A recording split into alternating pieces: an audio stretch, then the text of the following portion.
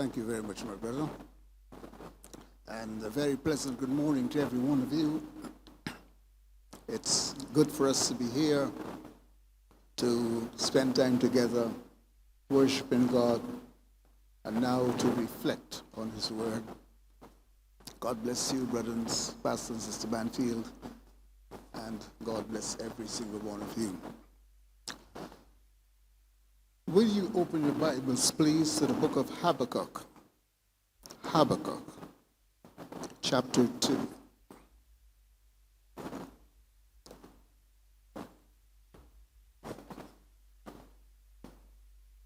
Habakkuk, chapter 2. And I'm going to read from verse 1 to verse 4 as our opening text. I read from the New King James Version. I will stand my watch and set myself on the rampart and watch to see what he will say to me and what I will answer when I am corrected. Then the Lord answered me and said, write the vision, make it plain on tablets, that he may run who reads it. For the vision is yet for an appointed time, but at the end it will speak and will not lie.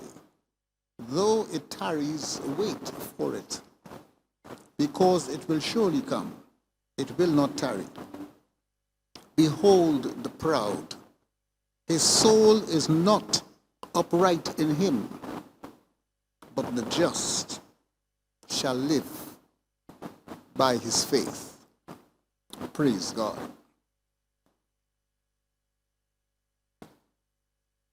Let us pray. Our Father, we need you. We cannot make it without you. And so I pray, as your word is spoken, preached this morning, your Holy Spirit would take full control of all that shall transpire. Speak a word from heaven to our hearts and help us to respond to you. This is your word. It can't be broken.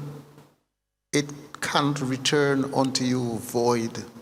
And so we pray it will accomplish the purpose for which you are sending it. In the powerful name of Jesus. Amen and amen. I want to talk to you just for a few moments on the theme, clinging to God in the midst of crisis. Clinging to God in the midst of crisis. This is just a little book, 3 chapters, and you could read it through in one sitting. And this prophet Habakkuk was going through a time of his life. If you look very carefully, chapter 1, verses 1 to 3, it says the burden which the prophet Habakkuk saw. Sometimes the books begin with a vision. This one begins as a burden. This prophet was under a lot of pressure. The things that were coming to him had him very spiritually tormented. Verse 2, O Lord, how long shall I cry and you will not hear? He was talking to God. Don't you talk to God sometimes and it seems as though he's not hearing? You're not the only person who has gone through that. Here is this prophet of God, inspired to write scripture. And he's crying out to God, and it seems as though God is not hearing. even cry out to you of violence, and you will not save. Why do you show me iniquity and cause me to see trouble? Lord, why is it you're showing me all this stuff? All this wickedness is going on, and I'm crying out to you, I'm talking to you, and it seems as though you're not hearing. You see, Habakkuk was prophesying in the nation of Judah. You know, the nation of Israel at one time divided into two nations. The northern kingdom was called Israel, and the southern kingdom was called Judah. They divided. And Habakkuk was prophesying in the southern kingdom of Judah. The northern kingdom was the nation of Israel. They were conquered by the Babylonians by the Assyrians around 722 BC. And Judah, the southern kingdom, was conquered later on by the Babylonians. And there was great corruption in the nation. Even though the northern kingdom was judged, the southern kingdom was not paying attention to what happened. You know, the old people tell us, when your neighbor's house is on fire, you wet yours. Israel had faced crisis, but Judah wasn't taking that on. They weren't worrying about that. They were doing their own thing, living their own life. There was corruption in the nation, violence. Verse 2 of chapter 1, there's a lot of violence in the nation. And look, why do you show me iniquity? Verse 3, cause me to see trouble, for plundering and violence are before me. One of the things that a lot of people in Grenada are crying out about is this thievery. They have a fancy name for it. What they call it? Is it pride larceny? You're planting your crops. Sometimes senior people planting their crops, laboring hard. And when the crop is about to be reaped, some vagabond comes and steals it. And it's a very stressful situation. And that has become a commonplace activity right across the nation. Habakkuk, no doubt, in the nation of Judah, was facing a similar situation. Violence. That's one of the things we have to be praying about very much these days. The violence that seems to want to rear its ugly head in our land. We really have got to be praying and asking God for His mercy and His grace, giving us wisdom how to bring up our children correctly, giving us the strength how to set a proper example to them. Those of us who are leaders, make sure we are living correctly. Habakkuk was talking to God about this. Have you been praying to God about the violence in our land? Have you been talking to God about the thievery? Not only of the crops, there are many people who are involved in all kinds of corruption.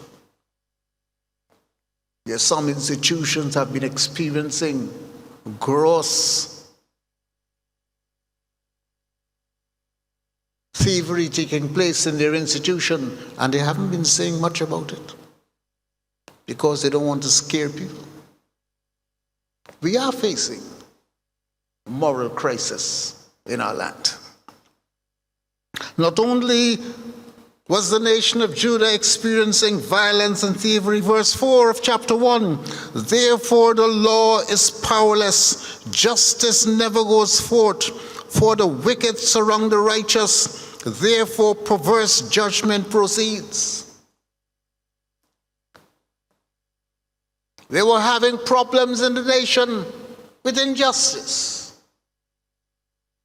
Injustice is one of the things that God hates. And we always have to ask God to guide us and direct us that we are just. And may I say this? We who are Christians have to ask God to help us to be just in all that we do. To be just in decisions we make. To be just in how we conduct ourselves, to be just. And when we have to make decisions between people who may be facing conflict, there are some people right now who will favor their friends and their family even though they know they are wrong. That's not Christian. That's corruption. Wrong is wrong.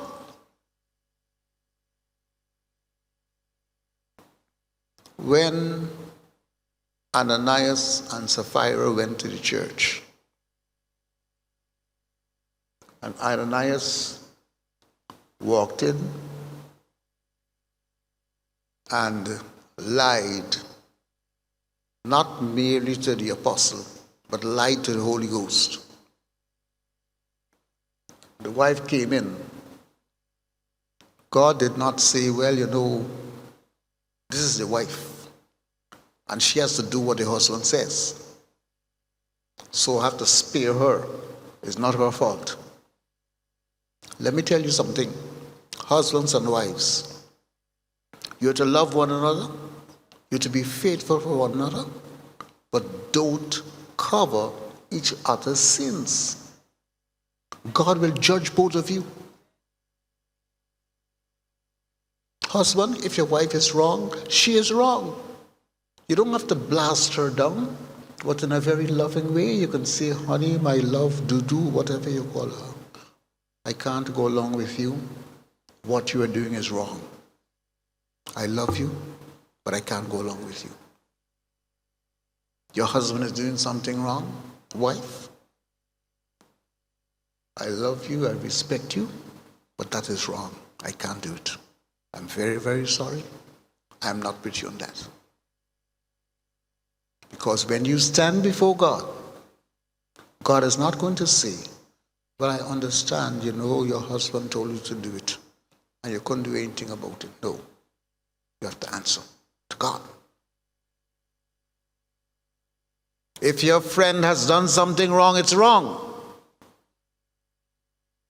We have got to understand that we who are servants of God, we who are children of God, we who are Christians, have got to stand for what is right. I didn't plan to say this, but I'll mention it. The same thing goes for Israel. No, I'm not taking any decision as to who is wrong and who is right. All I am saying is this. If Israel does something wrong, it's wrong. Well, Pastor, they're the people of God. So when a Christian sins, it's okay because the Christians are child of God. So we Christians have the right to sin and do anything because we are God's children. And there's some Christians who are taking that approach. And all Israelis are not the children of God. The only children of God are those who have repented from their sins and put their faith in Jesus Christ.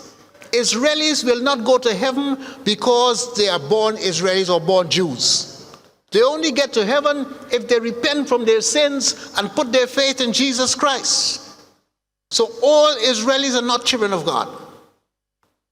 What did Jesus Christ tell them? Read John chapter 8. He looked at some of them and said, you are of your father the devil. Who do you think he was talking to? He was talking to Jews. You are of your father the devil. You see, we could have these kinds of skewed ideas about morality when we don't take time to study the Word of God and we just repeating what we hear people say. Here Habakkuk was concerned about justice, and we have got to be concerned about justice. I don't have all the facts about all that is going on in Israel and Gaza, but all I am saying, if Hamas does something wrong, it's wrong. If Israel does something wrong, it is wrong. And God will judge both of them if they commit sin. God is a God of justice.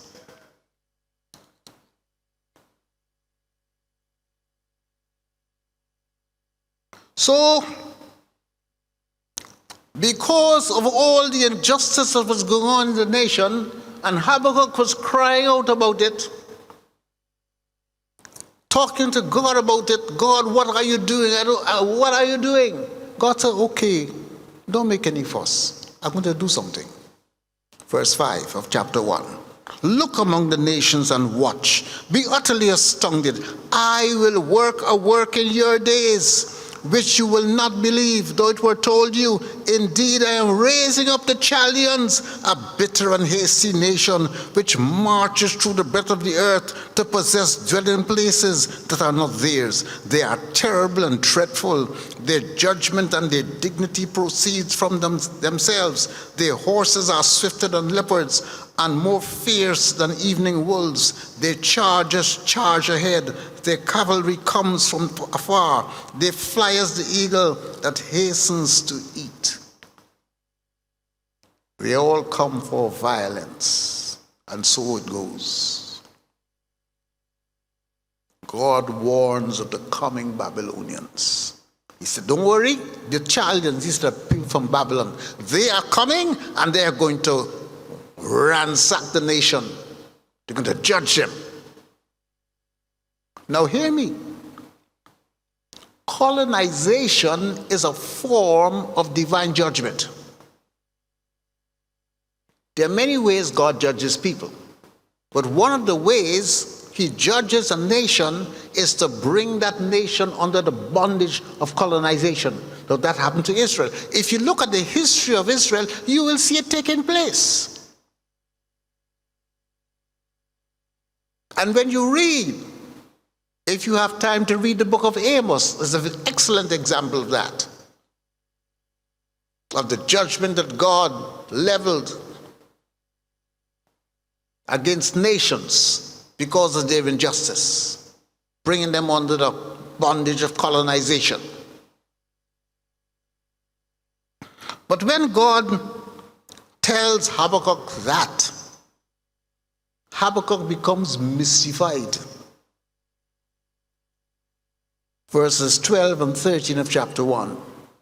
Are you not from everlasting, O Lord, my God, my Holy One? We shall not die. O Lord, you have appointed them for judgment. O Rock, you have marked them for correction. You are of purer eyes than to behold evil, and cannot look on wickedness. Why do you look on those who deal treacherously, and hold your tongue when the wicked devours a person more righteous than he? Lord, I don't understand this. How can you send those Babylonians to judge us? They are more wicked than we. They are more corrupt than we are. That doesn't make sense to me. Let me tell you something. If God has to judge a nation, he has to send a nation that is more wicked than them.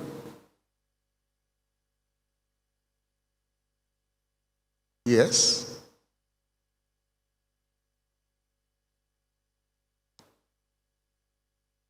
When our foreparents were judged, You think it was easy? Those people weren't easy, you know. Imagine a ship crossing the Atlantic and there's a storm. And the captain says, you know something? We have to dump some of these slaves into the sea, you know, because we can't make it. The ship is too heavy. So he dumps them in the sea. The ship was called Zong. Dumps them in the sea, and when they got back to England, they claimed compensation for loss of cargo. In the court, you know, they give them money for loss of cargo. Those people they dump in the sea was like cargo. You have to be very wicked when God sent you to judge people. And that is what Habakkuk was battling with. He couldn't understand that. Let me tell you something. We have got to be careful how we live in this nation. God has been very good to us. The transformation that has taken place in this nation is nothing but the goodness of God. And you, the older people, would know what I'm talking about. There has been a transformation in this nation that can only be described as the mercies and the goodness of God.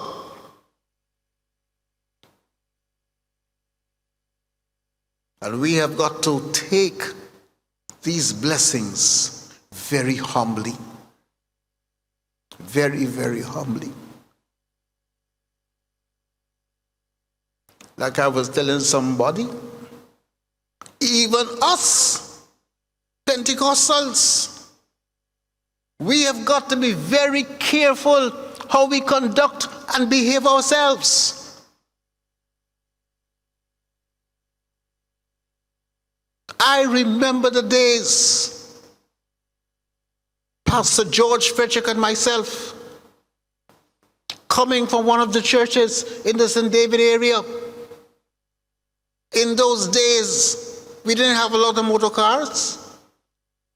No bus, nobody to give us a lift, and we are walking down after preaching, and we are looking up in the sky where the trees met, so we could stay in the middle of the road and not walk off the cliff, walk off and fall down. And that we did several times. God has been very good to us. There's much more I can tell you. I remember going into one of the areas to have open air meetings, and we go in there praying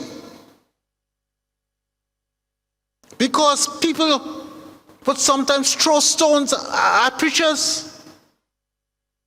And this was a village where the people were very religious.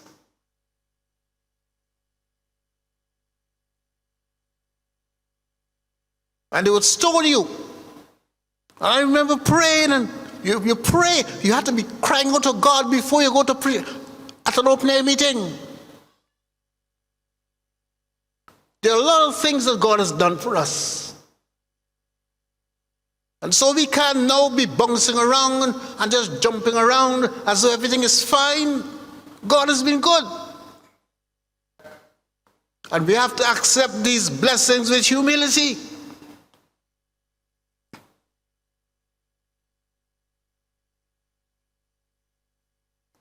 So Habakkuk is crying out to God.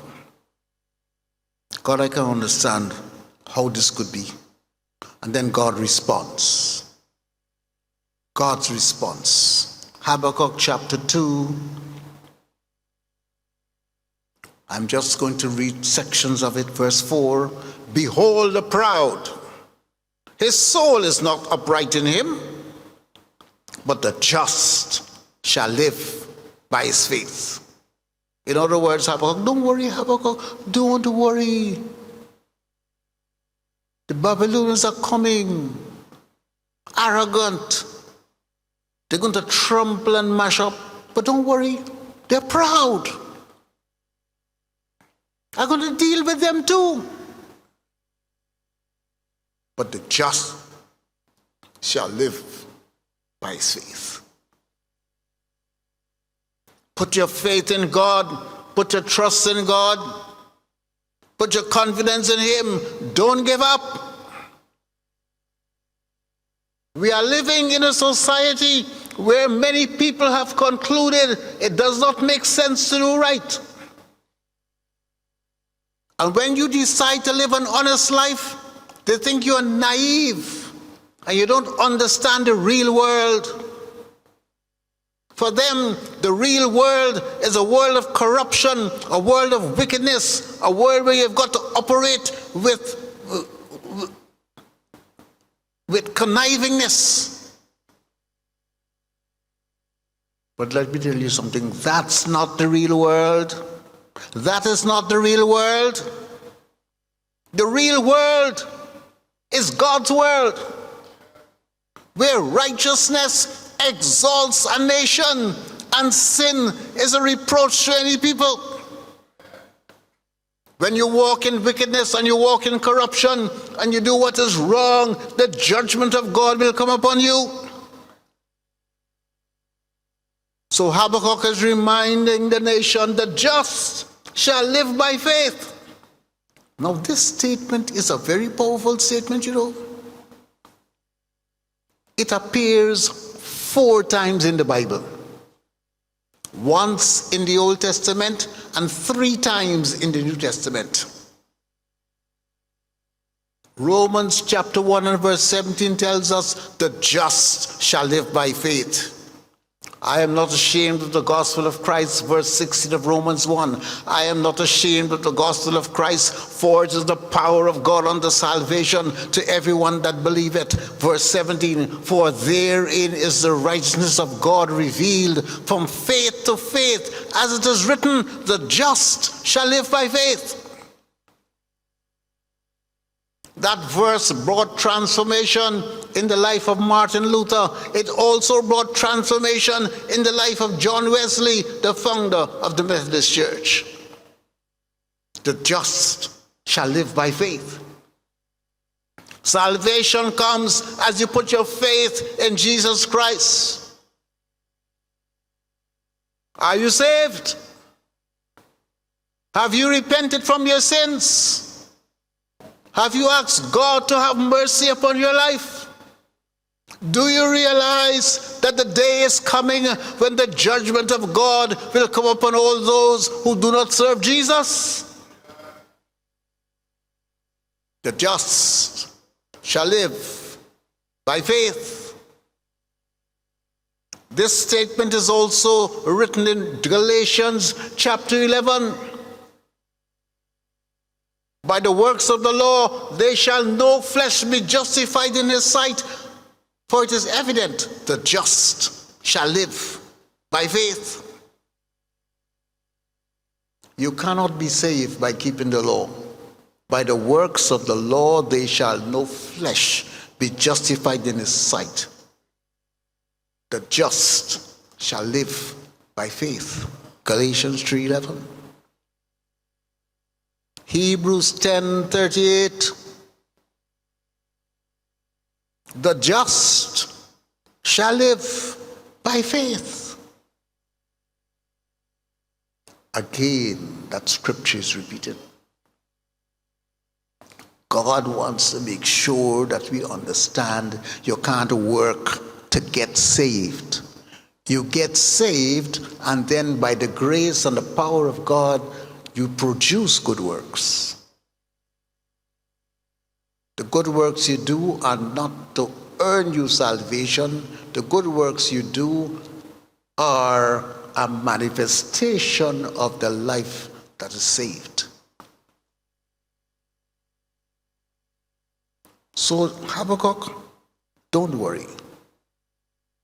You maintain faith in me. Call the nation to put faith in me. You see, because judgment is coming upon the oppressor. You don't worry about those Babylonians and the wickedness they are doing.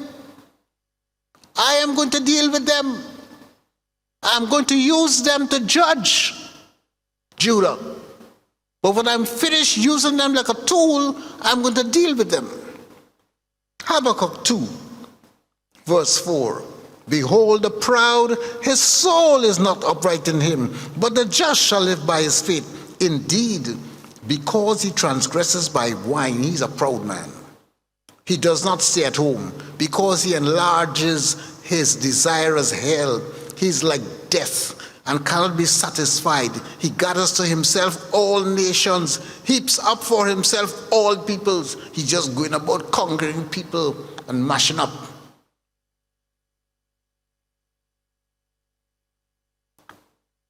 Will not, verse 6, will not all these take up a proverb against him and a taunting riddle against him and say, woe to him who increases what is not his. How long? And to him who loads himself with many pledges. Will not your creditors rise up suddenly? Will they not awaken who oppress you? And you will become their booty, because you have plundered many nations. All the remnant of the people shall plunder you. Judgment is coming upon the oppressor. Now listen very carefully. There are a number of people in this country who have become very corrupt and wicked and oppressive. And they are looking for opportunities where they can be scam people from what they have. The Bible says in Proverbs chapter 3 and verse 31, mark that down, envy not the oppressor, choose none of his ways. Proverbs 3:31, envy not the oppressor, choose none of his ways. If you think, there's some people who think God has given me the power that I could just walk in and take anything. I'm a child of God and this is God's earth, so I could just take it. They are sanctifying covetousness. They're looking at what people have and they covet it. Say, I'm a child of God, I should have that. The devil is corrupting your mind. The Bible says godliness with contentment is great gain. If you need something, you talk to God and you say, God, I need this. Ask God to provide it. You don't go about watching what people have and saying that should be yours. You hear how the devil wants you to sanctify sin? Looking at what other people have, and you're telling yourself because you're a child of God, you should have that? Demons are addling your mind. You need to repent of that. You're envious, you're covetous, and that's sin. I don't care who says it on TV. It's not from the Bible. I know that God can take something from a wicked person and give it to you. I know that. The Bible said that could happen. But you'll not be going around looking at what other people have and telling yourself that you should have that. That's covetousness. You pray for God to provide for you, and God knows how He will provide for you.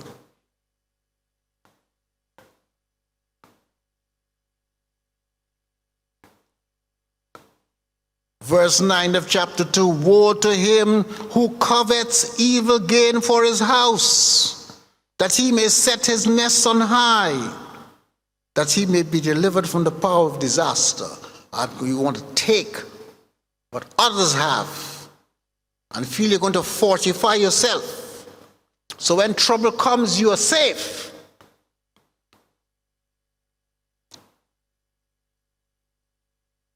You never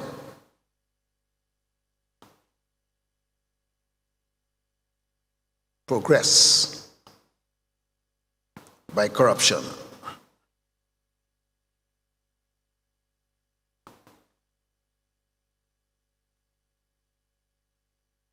Verse 12 to 14, woe to him who builds a town by bloodshed,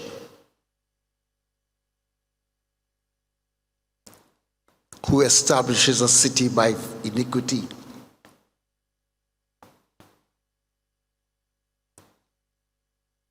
There are nations who have concluded that the way you get by in the world is to conquer other people. And they feel that is normal. So if your nation is to progress and your people are to be prosperous, the only way you could do that is to conquer other people, take what they have, and that's how you progress as a nation. And that's why you have a lot of nations out to plunder, out to conquer. And there's a lot I could say about this, but I would not get into that. Never be envious. Verses 15 and 16. Woe to him who gives drink to his neighbor, pressing him to your bottle, even to make him drunk, that you may look on his nakedness. Listen, all you people, you know there are some people when they get into business, they have the belief that if their business is to make money, they must sell alcohol.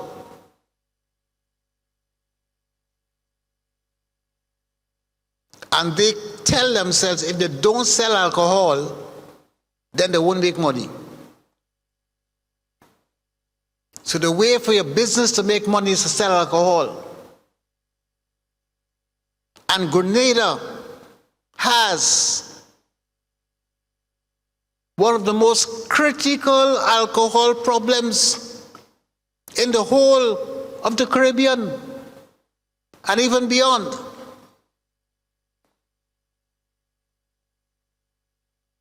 And one of the things that has been happening in Grenada, and if you notice the advertisements, they're going after the women these days.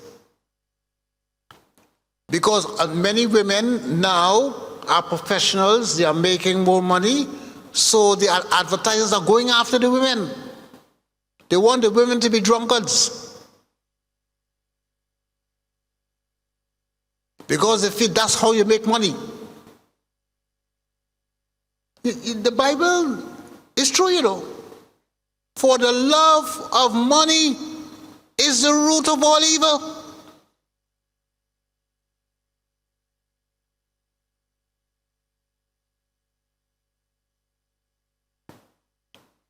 I want you alcohol dealers and you drug dealers to listen to me very, very carefully. God is coming after you. Drug dealers have been making a wreck of people's lives. And many of them feel big and powerful. Nobody could touch me. I have connections. God is not afraid of you. I don't care how powerful you are. I don't care what cartel you control. I don't care who you are. God sees the wickedness you have been doing, and the hand of God is against you.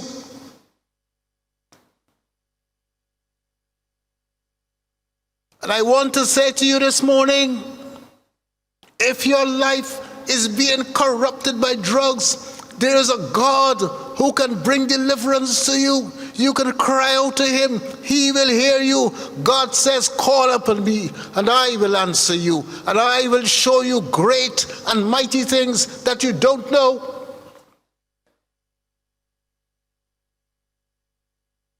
Habakkuk saw what was going on in his nation, and he was talking to God about it, and God was responding to him. God was saying basically, Habakkuk, don't worry, Habakkuk, I know what is going on. I know what is going on. I will deal with them. And I am saying to all of you drug dealers, wherever you are, God will deal with you. And if you are involved in dealing with drugs, I call upon you in the name of Jesus Christ. Repent from it. Repent. Turn away. God is seeing the lives you have been destroying, and God is angry.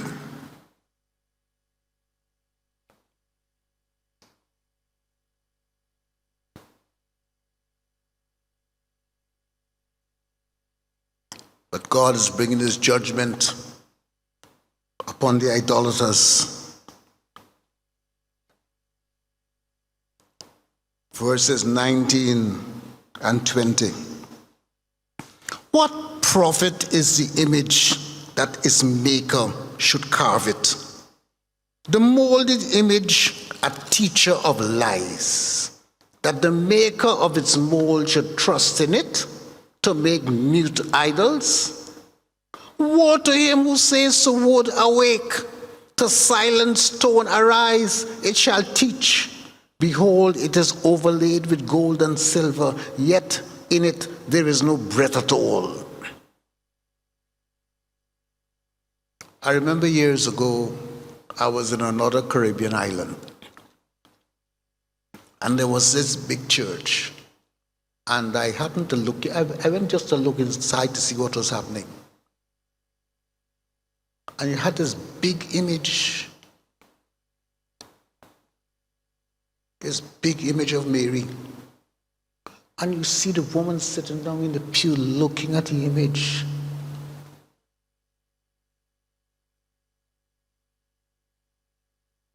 And tears almost come up in her eyes.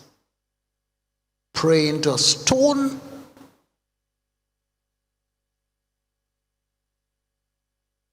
And let me tell you something. That's one of the reasons a number of people with dark skin feel this kind of, that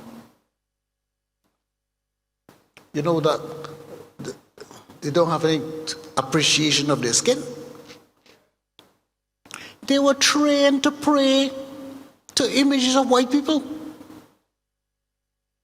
If you pray into an image of a white person, when you see a living one, what are you going to do? Huh? If you had to respect the image of a white person, no, I'm not speaking racism, I'm just speaking historical truth. God says, when you pray to an idol, you're praying to demons. 1 Corinthians chapter 10, verses 19 to 21. You could read it there for yourself. Idolatry is demonism. It brings you under demonic bondage. And there are many people still under demonic bondage. They don't like the hair. The hair God gave them, They don't like it. They don't like their skin. But God gave it to them. So basically, what they're doing is insulting God. It's an insult to God if you think something is wrong with the color of your skin and the texture of your hair. It's an insult to God. You're under demonic bondage. That's why you have to cry to God to deliver you, so you can function as a child of God with dignity, appreciating yourself. The God who made you knew what he was doing.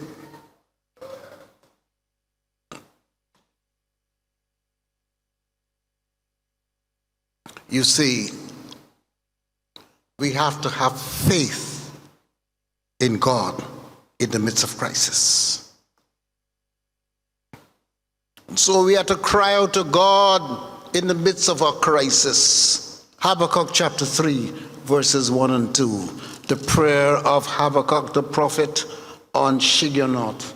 O Lord, verse 2, I have heard your speech and was afraid. O Lord, revive your work in the midst of the years. In the midst of the years, make known. In wrath, remember mercy. Lord, revive your work.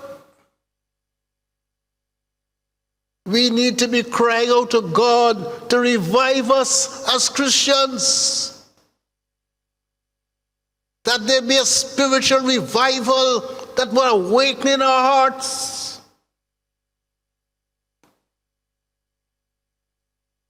We need to cry to God in the midst of the crisis. Don't be afraid. Many people have become very discouraged. And there are all kinds of things that can discourage us. But God is able. We have to cry to God in the midst of crisis. In wrath, God, remember mercy. The wrath of God is poured out against all those who rebel against God. Romans 1 verses 18 to 32 talk about it. His wrath poured out on those who have no respect for God, who stifle His truth, those who corrupt His truth, those who turn to homosexuality and lesbianism.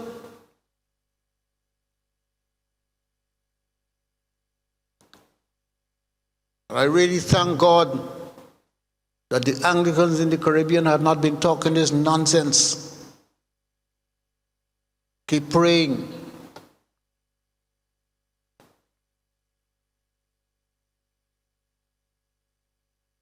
The Roman Catholics are facing those who really love God and want to serve Him.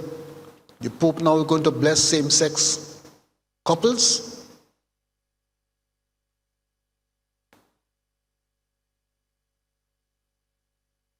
You don't see Christ coming back just now?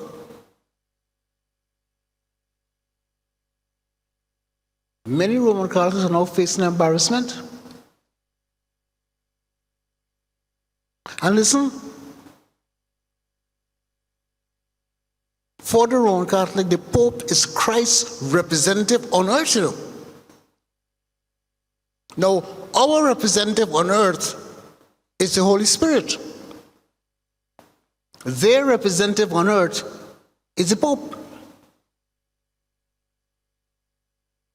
They're different from us.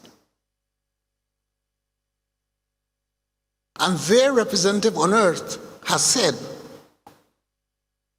that he will bless them.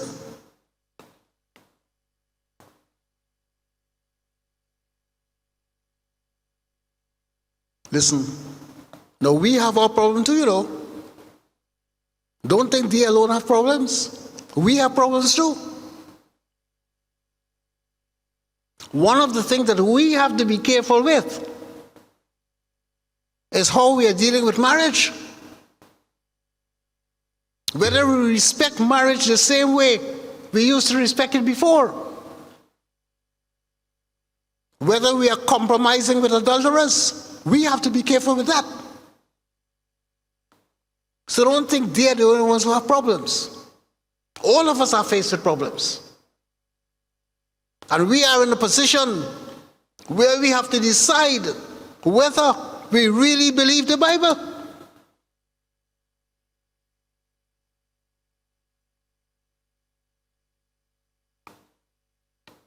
Revive thy work. That's why Habakkuk. They were facing the same sort of situation. Habakkuk said, revive thy work in the midst of the years. In the midst of the years, make known in wrath. Remember mercy. Oh, may God have mercy upon this nation. May God have mercy upon the Anglicans. May God have mercy on the Roman Catholics. May God have mercy upon us Pentecostals. May God have mercy and bring us to a place where we are really serving God, living for Him, obeying Him, respecting the principles that have been laid down in the Word of God. Young people, do not become discouraged. Don't become fed up. Don't feel that there is no hope. There is hope in God. I remember what the Bible says. Let no man despise thy youth, but be thou an example of the believers in word, in conversation, in charity, in faith, and in purity. Live for God. Don't let them corrupt your sexual morality. It's a beautiful thing to be married as a virgin. You're not stupid. You are protecting yourself. You're honoring God. And you're honoring your own body. I am not despising those of us who have made mistakes. I'm not despising you. God understands if you have made a mistake and you realize you've done wrong and you repent from it, God will forgive you. But that does not mean I should not point out that those of you young people who are seeking to honor God with your body, living for Him, protecting your sexuality, God bless you. You are doing what is right. And you will earn His blessings.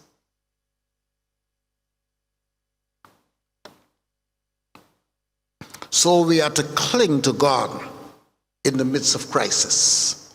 Chapter 3, verses 17 to 19, the end of the book.